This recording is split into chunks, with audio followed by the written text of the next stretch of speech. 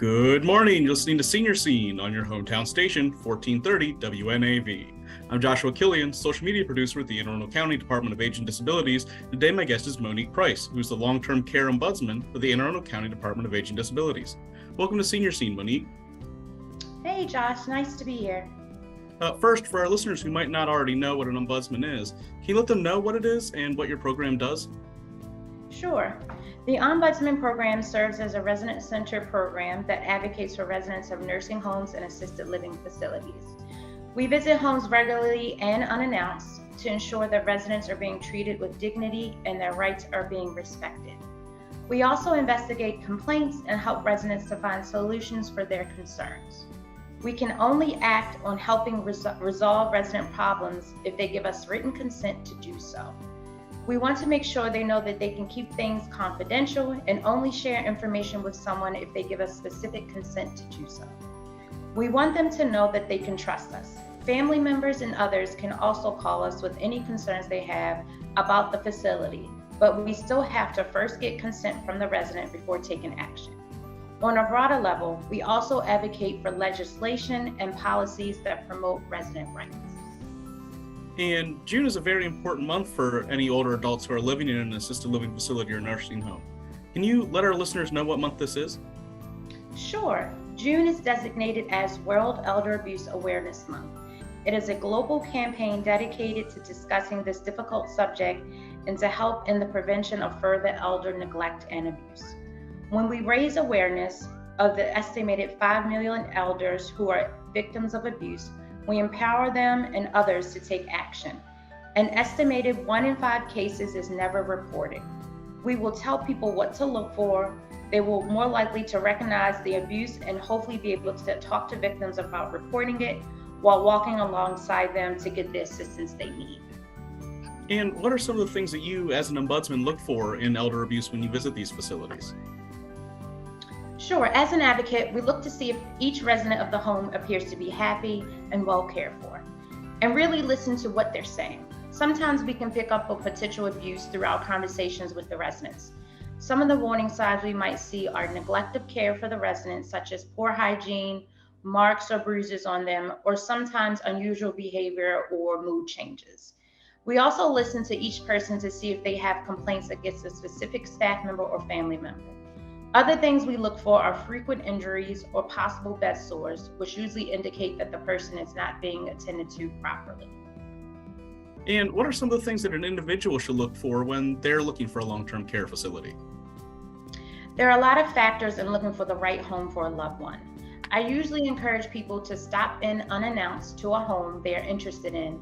And although this may be a little bit challenging right now due to limited visiting, I encourage everyone to look to see that the facility is adequately staffed with members that care for the residents. Also, they should look to see the residents of the facilities are clean and well cared for.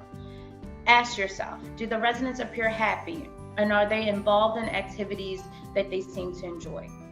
Also, anyone can go to Medicare.gov website and compare ratings of up to 3 nursing home providers based off their last published survey. For assisted living homes with 10 residents or more, you can search the internet for Maryland Healthcare Commission, click on Consumer Guides, and search for homes by name or area. Other things to consider when picking out a place for your loved one could include how close it is to a family member's home, or if the activities fit the lifestyle of the person that they're looking for. And can you tell us more about how the monitoring of long-term care facilities looks as our community begins to reopen? Sure. The Ombudsman team has been trained in infection control and taken appropriate measures as we begin to visit residents in person rather than communicating remotely. We are visiting residents outside as much as possible, but we are also visiting inside the facilities as well.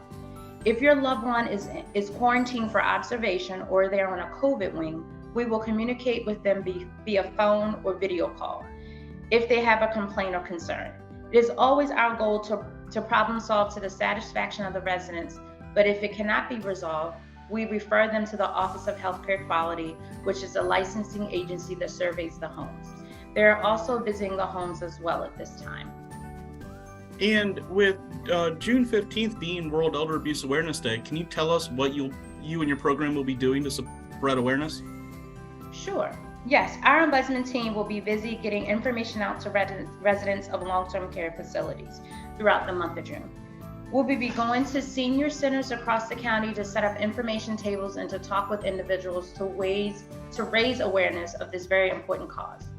There are many different types of abuse, and we encourage people to come out and learn more about what to look for, whether it involves someone in long-term care or in the community. Our county executive, Stuart Pittman, has proclaimed June 15th as World Elder Abuse Awareness Day for Anne Arundel County as well. And what should our county residents do to help spread awareness and protect those who need it most? We encourage everyone on that day and throughout the month of June to wear purple and start the conversation about the problem of elder abuse going unreported. We also want to encourage people in the community to check on their neighbors and those around you regularly to make sure they're not being abused or neglected. If you see something, say something. Older adults sometimes isolate themselves in their homes, and these are the folks that we especially need to check on regularly to make sure they're okay and that their needs are being met. And if anybody has any questions about your program, how would they get in touch with you? They can call our office at 410-222-4257, and we will be happy to answer any questions they may have. We also can provide information on the signs to look for with abuse, and we can provide information on nursing homes and assisted livings in the county to help families choose a long-term care facility for their loved ones. Well, Monique, thank you so much for joining us on the show today, and thank you for advocating for all the older adults in our community and in Anne Arundel County. Thank you so much for having me, Josh. If you have any questions about today's show, or if you're interested in any of our programs, please feel free to contact us at 410-222-4257 or visit us online. Please remember to follow us on Facebook, Twitter, Instagram, and Nextdoor, and also feel free to check out our YouTube channel at Arundel Seniors.